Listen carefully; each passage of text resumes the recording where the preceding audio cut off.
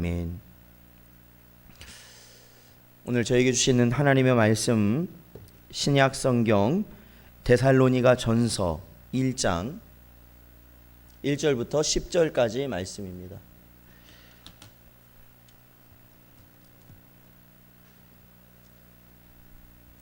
신약 성경 데살로니가 전서 1장 1절부터 10절까지 말씀입니다.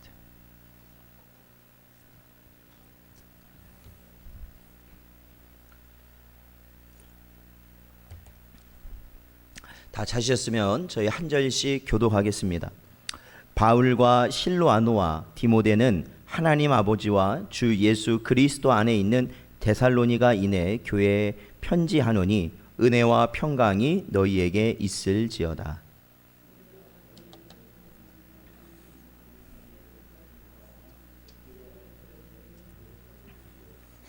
너희의 믿음의 역사와 사랑의 수고와 우리 주 예수 그리스도에 대한 소망의 인내를 우리 하나님 아버지 앞에서 끊임없이 기억함이니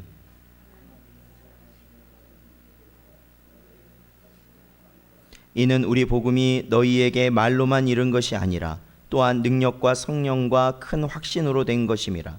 우리가 너희 가운데서 너희를 위하여 어떤 사람이 된 것은 너희가 아는 바와 같으니라.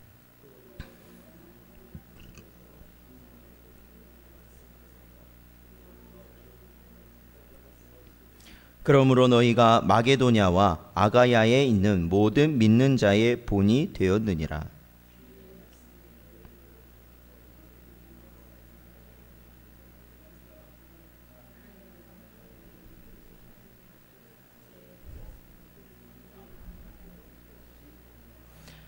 그들이 우리에 대하여 스스로 말하기를 우리가 어떻게 너희 가운데에 들어갔는지와 너희가 어떻게 우상을 버리고 하나님께로 돌아와서 살아계시고 참되신 하나님을 섬기는지와 또 죽은 자들 가운데서 다시 살리신 그의 아들이 하늘로부터 강림하실 것을 너희가 어떻게 기다리는지를 말하니 이는 장래의 노하심에서 우리를 건지시는 예수시라. 아멘. 오늘은 저희가 지난주까지 에레미야 애가서를 저희들이 마치고 오늘은 신약 성경에 있는 데살로니가 전서를 저희들이 전서를 이제부터 살펴보려고 합니다. 이 데살로니가 전서는 신약의 서신들 가운데 대부분을 기록한 사도 바울의 서신입니다. 그리고 저희들이 읽은 본문 1장 1절의 말씀처럼 이 서신, 이 데살로니가 전서는 데살로니가라는 지역에 있는 교회의 성도들에게 보내는 편지입니다. 이 데살로니가 교회는 이 사도 바울이 전도 여행 중에 개척한 교회입니다. 그런데 이 데살로니가 교회의 특징은 사도 바울이 그 지역에 한 달도 채 머물지 못한 그러한 상황에서 쫓기듯이 바울이 그곳을 떠나온 이후에 세워진 교회가 바로 데살로니가 교회입니다. 그러니까 굉장히 짧은 시간, 그 짧은 시간에 이 바울의 복음을 듣고 그곳에 있는 사람들이 예수 그리스도를 구주로 영접하고 그들이 교회를 이룰 수 있게 된 그러한 교회입니다. 그렇기 때문에 이 데살로니가 전서 이 편지를 내용을 보면은 굉장히 이 사도 바울이 굉장한 관심, 그렇죠?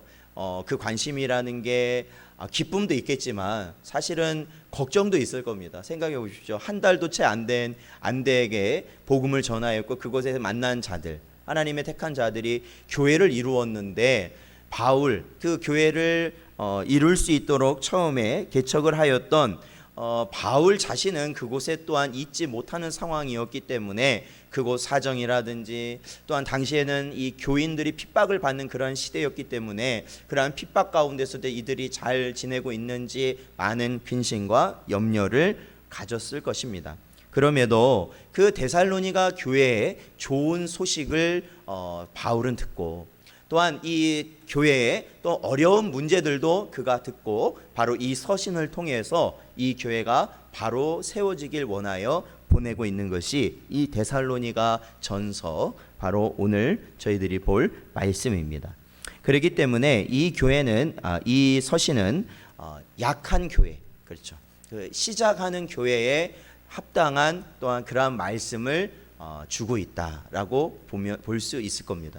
그래서 사실은 우리가 하나님의 말씀을 저희들이 깊이 보지 못하고 또한 그 많은 진리를 깨닫지 못한 채 어떻게 보면 그 신앙생활을 한다는 것이 굉장히 어려운 부분이 너무나도 많습니다. 왜냐하면 약간의 바람이 분다든지, 그러니까 약간의 고난이 온다든지 환난이 닥친다든지 어려움이 겪게 되면 그러한 신앙을 가진 분들은 그러한 어려움 앞에 바로 넘어진다든지 결국에는 포기한다든지 결국에는 낙오하게 되는 경우들이 굉장히 많기 때문에 그렇습니다. 그래서 이 데살로니가 전서의 말씀은 이 데살로니가 교인들이 이 짧은 내용임에도 불구하고 그들이 교회로서 하나님 앞에 바로 세워지기를 원하는 그러한 사도 마음의 마음을 담아서 보낸 편지라고 볼 수 있습니다. 오늘 이 본문 말씀을 보면요, 사도 바울이 익히 이제 그 데살로니가 교회가 어떠한 상황인지를 다른 인편을 통해서 듣는 그러한 상황임을 알 수 있습니다. 그래서 늘 언제나 그 내용을 가지고 그 교회를 위해서 기도하고 있다라고 오늘 본문 말씀 보면 이렇게 기도하고 이렇게 말하고 있죠. 2절에 보니까 우리가 너희 모두로 말미암아 항상 하나님께 감사하며 기도할 때에, 그렇죠, 기도한다라는 거예요. 근데 너희를 기억함은, 이 데살로니가의 교회에 대한 이 바울이 가지고 있는 기억은 바로 이겁니다.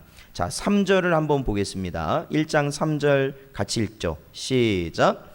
너희의 믿음의 역사와 사랑의 수고와 우리 주 예수 그리스도에 대한 소망의 인내를 우리 하나님 아버지 앞에서 끊임없이 기억함이니 아멘. 그렇습니다. 이 사도 바울이 이 데살로니가 교회에 대해서 세 가지 특징을 가지고 있죠. 그것은 바로 믿음의 역사입니다. 첫 번째는 믿음의 역사, 두 번째는 사랑의 수고이고, 세 번째는 소망의 인내가 있는 교회가 바로 데살로니가 교회다라고 바울은 기억하고 있습니다. 믿음의 역사라는 것이 무엇입니까? 그것은 말뿐인 믿음이 아닌 것입니다. 원래 우리가 믿는다라는 것은, 그렇죠, 우리가 성경에서 말하는 믿음은 실제입니다. 실제, 볼 수는 없지만 그것이 반드시 이루어지는 실제라는 것입니다. 바로 이 데살로니가 교회는 바로 그 믿음대로 이루어지는 교회였다라는 것이죠. 믿음대로 이어지는 교회. 그리고 두 번째는 어떠한 교회였냐? 바로 사랑의 수고가 있는 교회였다라는 겁니다. 여러분, 사랑이라는 것이 뭡니까? 결국에는 섬기는 것입니다. 헌신입니다. 그것을 다른 말로 말하면 뭡니까? 수고가 필요한 것이란 겁니다. 바로 이 사랑의 모범 되신 예수 그리스도는 어떻게까지 우리를 사랑하셨습니까? 죽기까지 사랑하셨다 말씀하신 것이죠. 그게 수고입니다. 수고. 그러한 헌신, 그러한 수고가 없다면 사랑이란 말을 말할 자격도 없습니다. 사랑한다는 말을 그거 다 거짓입니다. 전에도 언젠가 한번 말씀드렸지만 여러분, 사랑하는 연인이 있다고 해보십시오. 사랑하는 연인. 그런데 항상 사랑한다고는 고백은 하는데 그 상대방이 원하는 것을 하나도 하지 않는다면 그것이 사랑이겠습니까? 그리고 항상 내가 원하는 대로만 한다면 그것은 사랑일 수 없다라는 것입니다. 성경에서 말하는 사랑은 바로 수고가 반드시 들어가야 됩니다. 그래야 사랑하는 겁니다. 부모가 자식을 사랑하는 것도 수고가 들어가기 때문에 사랑이라는 말이 합당한 것입니다. 자식이 부모를 사랑한다고 할 때도 자식이 부모를 향한 수고가 들어가기 때문에 사랑한다는 말이 들어가는 겁니다. 부부간에도 마찬가지입니다. 형제간에도 마찬가지입니다. 성도간에도 마찬가지입니다. 우리가 지내는 모든 관계에서 이 사랑이라는 말이 합당하게 되려면 거기에 따르는 수고가 들어가야 된다라는 겁니다. 그러므로 수고가 없는 사랑은 어떠한 사랑입니까? 그것은 빈 껍데기만 있는 사랑인 것이죠. 빈 껍데기만 있는 사랑. 이 데살로니가 교회는, 사도 바울이 기억하는 이 교회는 어떠한 사랑을 했던 교회요? 수고가 있는 사랑. 즉 복음 안에서 그들이 헌신하고 섬기며 말씀대로 그들이 사랑의 모습을 보였던 교회라는 겁니다.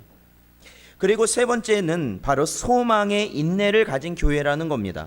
여러분, 소망이라는 것이 뭡니까? 미래, 앞으로, 지금은 아니에요. 지금은 아닌데 앞으로 일어날 것을 우리가 바라보는 겁니다. 바라는 것이죠. 바란다는 것에 무슨 의미가 들어가 있습니까? 참아야 됩니다. 인내해야 됩니다. 성도에게 있어서 기본적으로 아주 중요한 성품, 하나님께서 우리와 함께 하심으로 맺는 그 성령의 열매, 그 가운데 뭐가 있습니까? 인내가 있는 겁니다. 그래서 오래 참음이 있는 겁니다. 오래 참는 거예요. 인내하는 겁니다. 견디는 겁니다.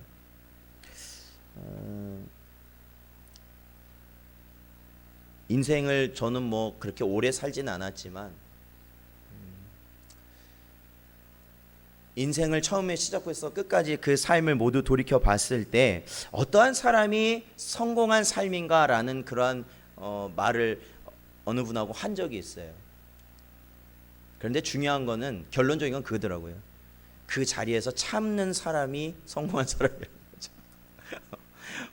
그 자리에서 참아내는 사람이 성공하는 사람이라는 겁니다. 그게 뭐 낮은 위치든 그거 상관없습니다. 중요한 건 뭐냐면 성공한 인생, 그거는 그 자리에서 참아낼 줄 아는 사람이 성공한 인생이다라는 겁니다.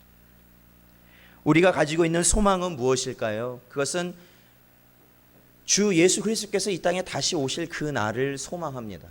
믿으십니까? 네, 그 날을 소망합니다. 새 하늘과 새 땅을 소망합니다. 근데 그 새 하늘과 새 땅과 주님 오실 날을 바라본다는 것은 지금 이 순간 내가 어떻게 해야 됩니까? 견뎌야 된다라는 겁니다. 견뎌야 된다. 바로 이 데살로니가 교회는 이러한 세 가지 특징, 믿음의 역사와 사랑의 수고와 소망의 인내가 있는 그러한 교회였습니다. 사랑하는 성도 여러분, 이러한 교회가 바로 우리 신성전원교회가 되는 은혜가 있을 줄 주님의 이름으로 축원드립니다.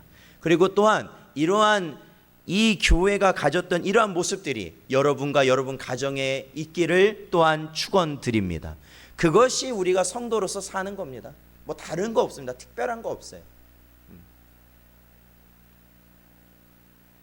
자, 계속해서 보면요, 사도 바울이 이렇게 이야기하고 있습니다. 4절에 보니까 하나님의 사랑하심을 받은 형제들아 너희를 택하심을 아노라 라고 사도 바울은 분명히 이야기하고 있습니다. 즉 이 데살로니가 교인들은 어떠한 자들이냐면 하나님의 택함을 받은 자들이다라는 겁니다. 택함을 받았다는 것은 하나님에 관한 모든 것은 우리의 힘으로 전혀 알 수 없다. 그렇죠? 항상 말씀드리죠. 할 수 없는 것이며 동시에 오로지 하나님 은혜로만 우리가 알 수 있고 또한 살아갈 수 있는 존재들이 누구냐? 하나님의 택함을 받은 자들이다라는 겁니다.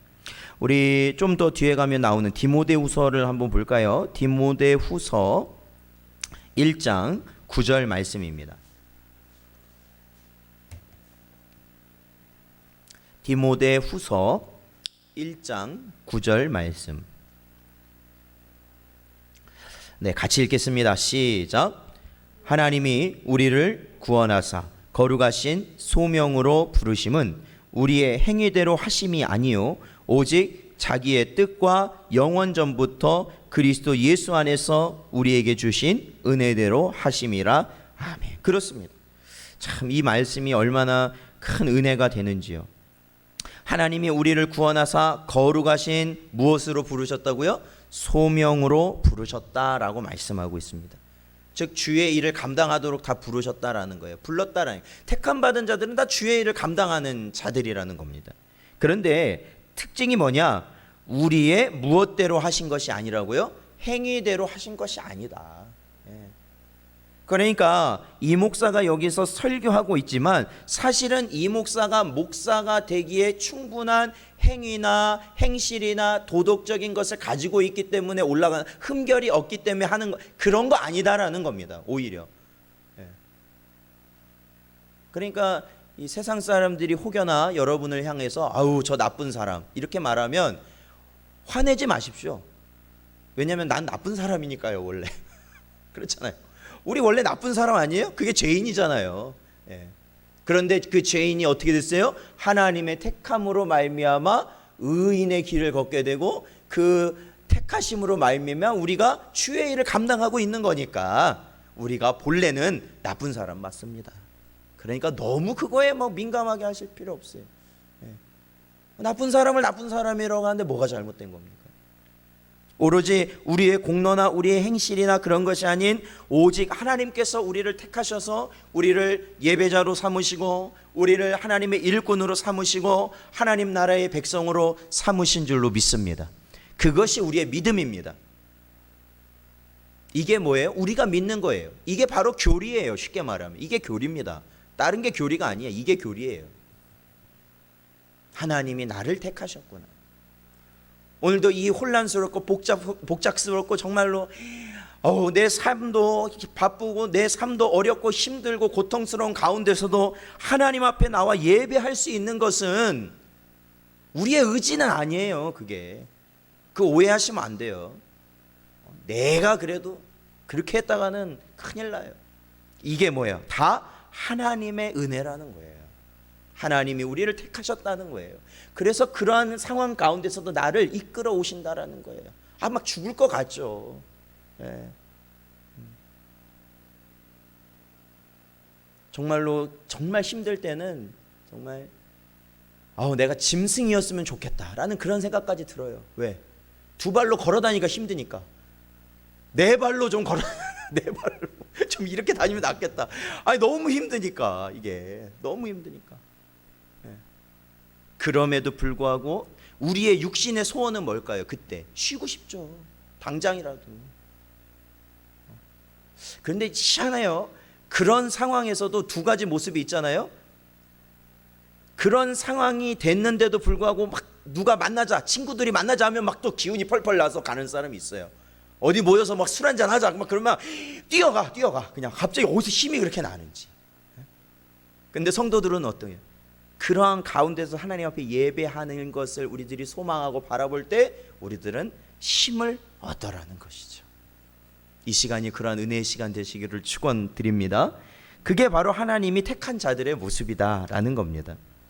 그래서 하나님께서 바울로부터 전해들은 이 복음이 믿어지고, 그죠? 하나님께서 이 바울을 통하여 주신 이 복음이 이 데살로니가 교인들이 어떻게 됐습니까? 그 복음을 받아서 믿어지고, 또한 성령의 역사하신 가운데 그들이 큰 확신을 갖는 그 모든 모습들은 어디에서 출발한 것이냐? 하나님이 그들을 택하셨기 때문이다라는 겁니다. 그래서 오늘 이 본문에도 그렇게 나오잖아요. 5절부터 보니까 이는 우리 복음이 너희에게 말로만 이른 것이 아니라, 말로만 이른 것이 아니라는 거예요. 무엇으로 이르렀냐? 능력과 성령과 큰 확신으로 된 것이다 라고 바울은 말하고 있습니다. 그러니까 이 부분을 보면 우리들이 이걸 볼 수 있는 거예요. 어떤 거 뭐냐면 신앙이라고 말할 때, 우리가 보통 신앙이라고 말하는데 기독교 신앙이라고 하는데 두 가지 관점이 있다라는 것이죠. 어떤 관점이 있느냐? 첫 번째는 하나님이 택하셔서 그의 안에 성령 하나님을 허락하시고 그로 말미암아, 그 성령의 역사로 말미암아 하나님의 진리, 그 복음을 온전히 받아들이고 그렇게 해서 참된 신앙을 갖는 자의 모습이 있는 반면에, 기독교 신앙이라 할지라도 다른 종교들과 같은 수준의 신앙을 갖고 있는 자들도 있다라는 겁니다. 그게 말뿐인 신앙, 쉽게 말하면 여기서 말뿐인 신앙이라는 것은 그가 뭐 봉사를 안 한다 뭐 그런 의미가 아니고, 중요한 거는 성령께서 부르신 자가 아닌 자들도 있다라는 것이에요. 성경을 보면요, 택함 받지 않은 자들도 있다라는 거예요. 그러니까 그들의 신앙 수준은 어떻게 되느냐? 항상 뭐예요? 다른 세상 종교랑 똑같은 방식으로 믿는 거예요. 교회 안에서도 예수를 믿기는 하는데 세상의 다른 신들과 똑같이 예수를 믿는 거예요. 세상에서 잘되게 해주는 분으로 믿는 거예요. 이 땅에서의 모든 것을 책임지는 분으로 오직 예수를 본다라는 것이에요. 그러니까 내가 죄인이고 그러한 것은 아무 상관없어요. 그냥 이 땅에서 복을 받는 길로 예수를 보는 것이죠. 그리고 평생을 그렇게 섬겨요. 열심을 다해서 섬겨요. 그러므로 사랑하는 성도 여러분, 우리가 예수님께서 이 복음서를 통해서 말씀하셨던 부분을 우리가 간과하면 안 됩니다. 그것은 뭐냐면 바리새인, 사두개인, 서기관들이, 소위 랍비들이 예수님께 책망받았다는 거예요. 그걸 잊으면 안 돼요. 그들은 말씀을 너무나도 잘 알았죠. 그 말씀의 지식은 너무나도 뛰어났죠. 그리고 그들의 행실은 어떻습니까?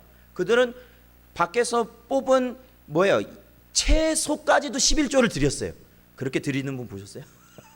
채소, 밖에서 채소를 뽑으면 거기에서도 11조를 떼었다고요. 그냥 거기서도. 얼마나 철저하게 11조 생활을 한 거예요 도대체. 근데 예수님께서는 그들이 11조 한 거를 뭐라고 한 거 아니에요. 11조 한 건 좋아요. 좋은데 그들이 참된 마음이 없다라는 거예요. 중심이 없다. 그것은 뭡니까? 그 안에 성령의 역사가 이루어지지 않는다라는 겁니다. 그 믿음은 사람의 열심으로 그들이 그렇게 그 일들을 감당하는 것이다라는 겁니다. 그러니까 우리가 오늘날 이러한 어떻게 보면 세상은 그렇게 안 보겠지만 교회로 보면 억압이라고 볼 수 있죠. 그리고 우리의 그 어떠한 그 자유를 제한하고, 종교의 자유를 제한하고 어떠한 우리의 것들을 박탈해 간다고 느낄 수 있는데, 우리가 여기서 조심해야 될 것은 뭐냐면, 하나님께 정말로 예배드리는 거에 있어서 우리가 정말 마음이 아픈 것이냐, 아니면 단지 내 기득권이 사라지기 때문에 마음이 아픈 것이냐. 그거는 우리가 분별할 수 있어야 되는 겁니다. 여러분, 분별할 수 있어야 되는 거예요. 여러분, 예수 그리스도가 나와 함께 계시면 초가 상관도 여러분 만족하실 수 있으십니까? 진짜 만족하실 수 있겠어요? 이 더운 여름에 초가집에서 모기 뜯기면서 에어컨도 없이, 물도 저기 밑에 가서 떠와야 되고, 화장실도 저 옆에까지 가야 되고, 그런 데서 살아도 내가 예수님 믿음 그 한 가지로 여러분 만족하실 수 있겠냐고요. 저는 이러한 사태가 교회에 계속해서 밀어닥치는 이러한 현실 가운데 하나님은 우리에게 도대체 뭘 원하시는 걸까? 저는 우리 교회들이 이제 국민 게시판, 그 청원 게시판 그거 좀 안 올렸으면 좋겠습니다. 창피합니다. 저는 좀. 정부가 하나님을 대신하는 거 아니잖아요. 하나님이 다 하신다면서요. 하나님이 다 이끌어 가신다면서요. 그런데 왜 세상의 힘으로 그것을 자꾸 하려고 하죠? 그래요. 안타깝죠. 그것이 하나의 대안으로 우리가 전해지는 것도 알겠습니다. 그러나 여러분, 우리의 호소, 우리의 진정한 호소는 누구만 들으실까요? 하나님만 들으신다라는 겁니다. 세상은 들은 척도 안 해요, 여러분. 그렇기 때문에 이러할 때일수록 우리가 하나님 앞에 엎드리고 부르짖는지를 우리는 바라봐야 되는 겁니다. 바라봐야 돼요. 유대인들은 안 그랬겠습니까? 유대인들도 철저했습니다. 그들도 자신의 나라가 식민 생활을 하면서 거기서 독립하려고 얼마나 투쟁을 많이 했는지 아십니까? 그러나 선지자들은 그렇게 하지 말라고 그랬습니다. 오히려 선지자들은 싸우지 말아라. 왜요? 너희들이 회개해야 될 문제다, 이건.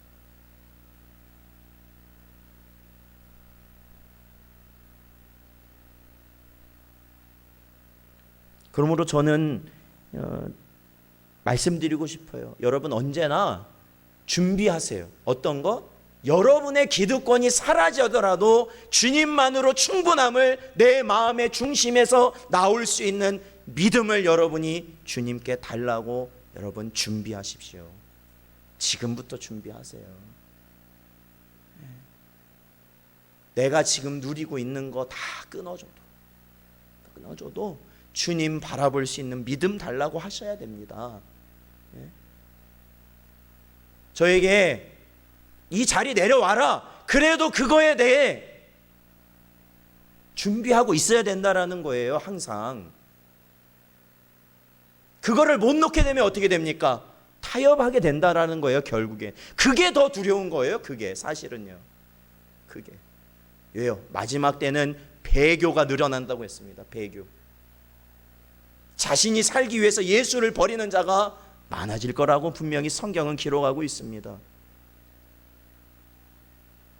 그것을 위해 기도하십시오.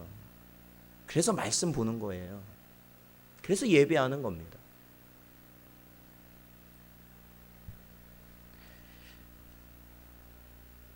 그래서 사도 바울은요, 본문 6절에서 말하고 있는 것처럼 너희는 많은 환난 가운데서 성령의 기쁨으로 말씀을 받아 우리와 주를 본받는 자가 되었으니 라고 말하고 있습니다. 여기서 분명히 얘기하죠. 너희는 많은 환난 가운데서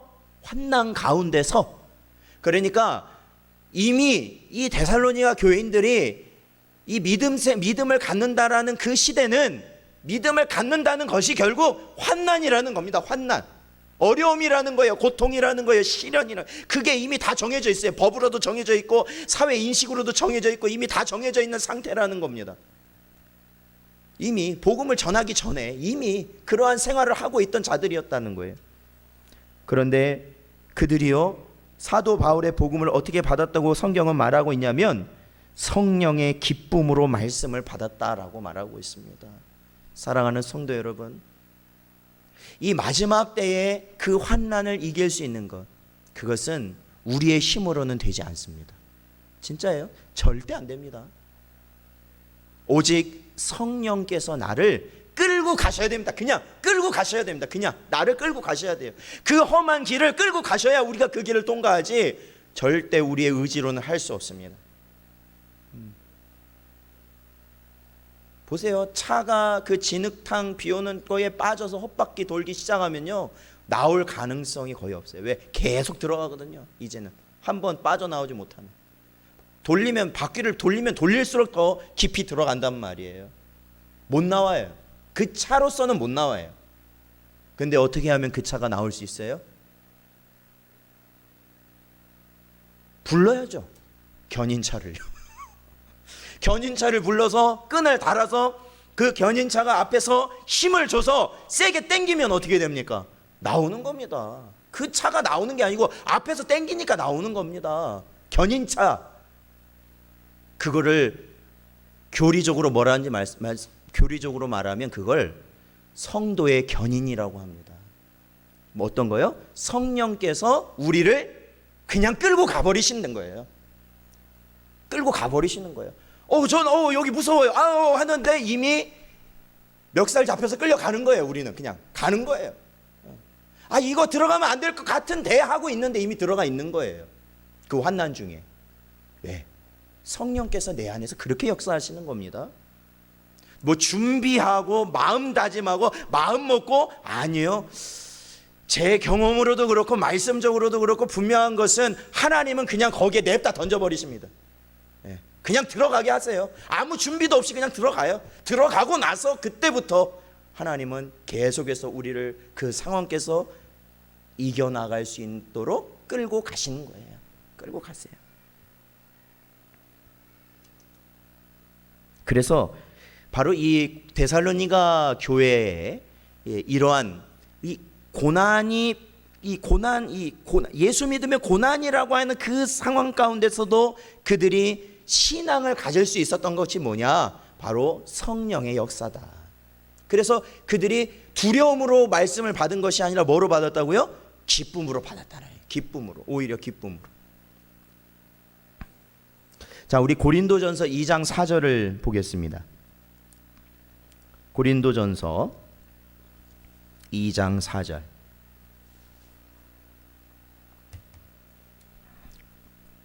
같이 읽겠습니다. 시작. 내 말과 내 전도함이 설득력 있는 지혜의 말로 하지 아니하고 다만 성령의 나타나심과 능력으로 하여. 아멘. 그렇습니다. 네. 바울의 전도는 어떤 것이었다고요? 바로 성령의 나타나심과 능력이었다라는 겁니다. 오늘 본문 말씀과 일맥상통합니다.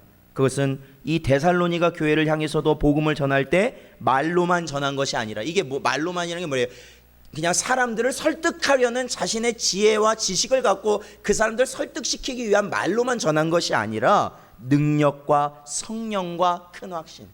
이게 바로 뭐냐면 성령의 나타나심과 능력이라는 겁니다. 전도란 이런 겁니다.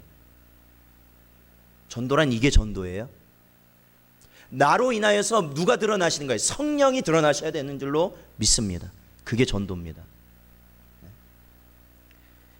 이제 교회에, 오늘날 한국 교회에 연례 행사처럼 자리 잡은 전도 집회나 그러한 것과 이 성경의 말씀을 비교해 보면 완전히 다르다는 것을 알 수 있습니다. 그 성격이 완전히 다릅니다.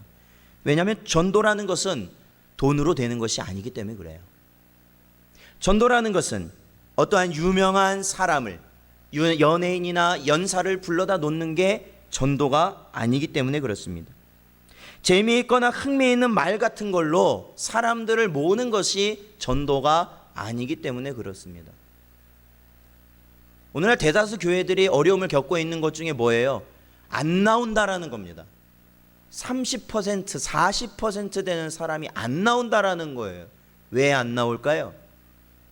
그들은 이곳에 온 이유가 다르기 때문에 그렇습니다. 안 나오는 사람들은 그거예요. 성령의 능력을 그들은 체험하지 못했기 때문에 그렇습니다. 성령에 끌려온 것이 아니기 때문에 그렇습니다, 여러분. 점점 더 그러겠죠? 그래서 성경은 그 어느 곳도 그러한 집회를 전도라고 말하지 않습니다. 오직 하나님의 능력, 성령의 역사, 그리고 하늘로부터 오는 강한 확신 가운데 전해지는 복음을 통해 택함 받은 자들의 귀가 열어져서 아버지께 나오게 되는 그것이 바로 전도라는 겁니다. 데살로니가 교회 성도들은 참된 믿음을 가지게 됨을 드러내는 열매가 있었습니다. 그것은 바로 아까도 말씀드린 것처럼 환난에 처할 것을 알지만 기쁨으로 말씀을 받았다라는 겁니다. 그리고 주님의 말씀대로 살아가길 원했고 사도들의 삶을 본받기를 그들은 원했다라는 것입니다. 오히려 그들은 환난 밖으로 나가려고 한 것이 아니라 환난의 중심으로 들어가려고 했다라는 겁니다. 사랑하는 성도 여러분, 죽고자 하는 자는 어떻게 된다고요? 죽고자 하는 자는 어떻게 된다고요? 살아요. 근데 살고자 하는 자는 어떻게 됩니까? 죽습니다. 이러할 때 우리가 이 환난을 단순히 좀 피해보려고 나갔다가는 다 죽습니다. 오히려 가운데로 들어가야 됩니다. 가운데로. 어떠한 어려움이 와도 우리는 예배를 드리겠다. 어떠한 우리에게 핍박이 오더라도 우리는 예배를 드리겠다. 그게 우리의 목표예요. 그 핍박하는 자들 싸워서 우리가 이기겠다. 그 목표가 아니라는 겁니다. 어디에도 없어요. 성경에 도대체 어디에 그런 게 있습니까? 도대체 견디라고 주는 거예요. 견디라고. 하나님께서 그 핍박은요. 저도 어렸을 때 기억이 나는데 대중 목욕탕 처음 제가 그 시골에 살 때, 제가 그때가 뭐 초등학교 1학년 그럴 때인 것 같은데, 대중 목욕탕, 남원 시내에 있는 대중 목욕탕을 갔어요. 제가 남원 시내 그때 한 번 가봤는데, 남원 시내 목욕탕을 갔는데, 여러분 그 목욕탕 안에 들어가면 냉탕이 있고 또 무슨 탕이 있습니까? 온탕이 있잖아요. 그런데 어른들은 다 거기에 뭐라고 하면서 들어가요? 시원하다 들어가는데 시원해요? 사실 그거 엄청 뜨겁습니다. 그 아이가 들어간다는 게 엄청 뜨거워요. 그래서 저 바람물 담궜다 다 바로 뺐던 기억이 나요. 그런데 거길 들어가야 뭐가 분다고요? 거기 들어가야 때가 분다고 항상. 그러니까 혼자는 못 들어가는데 누구랑은 들어가요? 아버지랑은 들어가서, 어머니랑은 들어가는 거야. 엄마 손 잡고 괜찮아. 조금 지나면 괜찮아져. 그러면 들어가는 거예요. 성령의 인도하심에 대해서 생각해 보니까 그렇더라고요. 우리는 겁낼 수밖에 없어요. 당연히 이런 시련이 닥치면 겁날 수밖에 없어요. 어떻게 해야 되지? 어떻게 살지? 그러나 성령께서는 어떻게 하시냐? 우리를 어떻게 하시냐면, 괜찮아. 우리의 손을 잡고 같이 들어가셔요. 같이. 그러면 우리가 어떻게, 우리의 영이 어떻게 해요? 안심하고 성령을 따라가는 겁니다. 알아요. 눈으로는 알죠. 우리가 육신의 눈으로 다 보는데 알죠. 바울도 그러잖아요. 잡혀갈 거 뻔히 알면서 가는 거 아닙니까? 예수님도 아셨어요. 다 잡혀갈 거 뻔히 알고 가셨단 말입니다. 잡혀갈 거 뻔히 알고. 왜요? 아버지께서 나를 부르신 소명을 이루시기 위함이었습니다. 저에게도 다 그런 소명이 있는 거예요. 그랬기 때문에 결국에 이러한 데살로니가 교회의 모습이요, 7절에 보니까 너희가 마게도냐와 아가야에 있는 모든 믿는 자의 본이 되었다라는 겁니다. 본이 되었다. 세상에, 이 데살로니가 교회가 생기기 전에 바울이 이 지역에 얼마 있었다고요? 한 달이 못 있었습니다. 한 달이 못 있었고, 그 한 달도 안 되는 시기 동안 그들을 가르쳐서 교회가 일어났는데, 오히려 거기서 일어난 성도들이 다른 이미 있는 기존의 교회들의 뭐가 됐다고요? 믿음의 본이 됐다라는 겁니다. 사랑하는 성도 여러분, 저는 이 말씀을 오늘 준비하면서 바로 이 앞에 계신 여러분이 믿음의 본이 되시기를 축원드립니다. 본이 되세요. 그러려면 어떻게 하면 됩니까? 성령님 손 꼭 잡고 환난의 가운데로 들어가십시오. 들어가도 됩니다. 환난의 가운데로 들어가십시오. 어려울 것 같으죠? 고통스러울 것 같으죠? 오히려 그 가운데를 들어가십시오. 그러할 때 우리가 무엇이 되느냐? 믿음의 본이 되는 겁니다. 예수 그리스도께서는 죽을 줄 아시고 어디를 오르셨어요? 골고다를 오르셨습니다. 그 올라가면 십자가에 분명히 못 박히실 텐데 올라가셨습니다. 죽기를 각오하고 그런 거 그냥 올라가셨습니다. 그것이 아버지의 뜻이었다라는 것이 예수님의 이유였습니다. 이러한 믿음의 본이 된 이 데살로니가 교회가 결국에는 이 주변에 어떻게 얘기했습니까? 8절에도 보면 하나님을 향한 너희의 믿음의 소문이 각처에 퍼졌다라고 바울은 말하고 있습니다. 이게 뭡니까? 좋은 소문이 퍼진 겁니다. 이게 교회에 좋은 소문이 퍼진 겁니다. 교회에 좋은 소문. 그러면 결국에는 좋은 소문이 퍼지기 위해서는 교회가 어떻게 됩니까? 성령님 손 꼭 잡고 환난의 중심으로 들어가야 됩니다. 믿으십니까? 예, 환난의 중심으로 들어가야 됩니다. 그래야 좋은 소문이 나는 겁니다. 그게.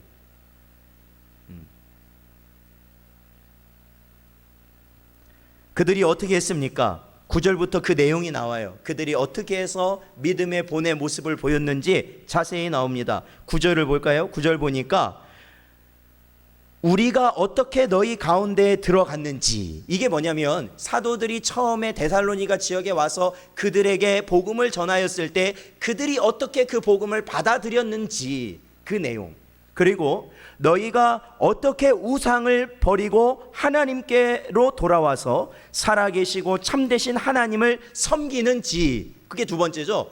우상. 그러니까 이 사람들이 다 어떤 사람들이냐면 원래 다 우상 섬기던 사람들이라는 겁니다. 이방신을 섬겼던 사람들, 세상신을 섬겼던 사람들이. 그런데 그들이 어떻게 했다는, 그걸 다 버렸다라는 겁니다. 그리고 하나님을 찾고 하나님께 나왔다라는 거예요. 그게 믿음의 두 번째 모습이었죠. 자, 10절을 같이 한번 읽어볼까요? 10절 같이 읽죠. 시작. 또 죽은 자들 가운데서 다시 살리신 그의 아들이 하늘로부터 강림하실 것을 너희가 어떻게 기다리는지를 말하니 이는 장래의 노하심에서 우리를 건지시는 예수시라. 아멘. 세 번째 믿음의 모습이 뭡니까? 바로 다시 오실 예수님을 기다렸다라는 겁니다. 네. 기다렸다. 바로 이게 소문났다라는 거예요. 저들이 그 복음을 얼마나 귀하고 가치 있게 받아들였는가. 그리고 그들이 그들의 기존의 삶을 버리고 어떻게 하나님께로 돌아섰는가. 그리고 그들이 오직 예수 그리스도만을 바라보며 소망하며 고대하며 살아가는 그러한 모습의 믿음의 모습이 소문이 났다라는 겁니다. 소문이 났다. 이 교회 가니까 이 교회는 입구 로비가 너무 좋아. 갔더니 카페가 너무 좋아. 갔더니 이 자연 환경이 너무 좋아. 그게 교회의 자랑은 아니에요, 여러분. 그렇게 말하는 거예요. 왜요? 그 성경에 나오잖아요. 제자들이 말합니다. 예수님, 이 예루살렘 성전을 보십시오. 얼마나 아름답습니까? 얼마나 크고 웅장합니까? 예수님이 뭐라고 말씀하십니까? 돌 위에 돌 하나 남지 않을 것이다. 끝. 그렇다면 참된 교회의 소문은 무엇입니까? 그들이 복음을 얼마나 귀하게 여기는가, 그리고 자신의 세상의 모습을 버리고 얼마나 살아계신 하나님만을 쫓아 살아가는가, 그리고 다시 오실 주님을 얼마나 고대하고 있는가.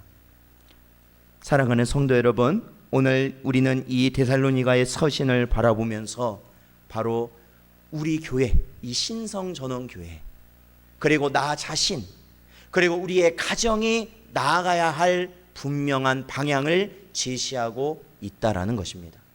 오늘도 주신 말씀을 마음에 새기시고 하나님이 보이신 이 길을 따라가심에 부족함 없는 하나님의 은혜를 누리시는 여러분 되시기를 주님의 이름으로 축원드립니다. 기도하겠습니다.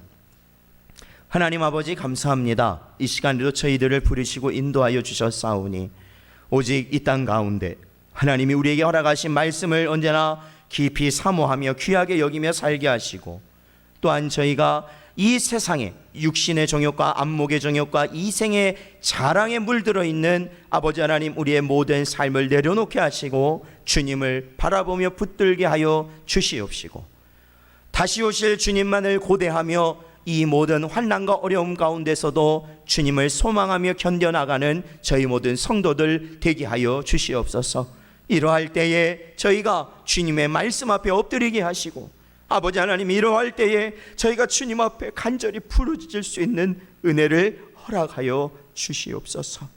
언제나 나의 힘으로 감당하지 않게 하시고 성령 하나님의 손을 붙들고 그 어려움의 중심으로 나아갈 때 저희에게 생명을 허락하여 주실 줄로 믿습니다. 주님, 언제나 함께하여 주시옵소서. 간절히 바라오며 예수님의 이름으로 기도하옵나이다. 아멘. 저희 찬송가 336장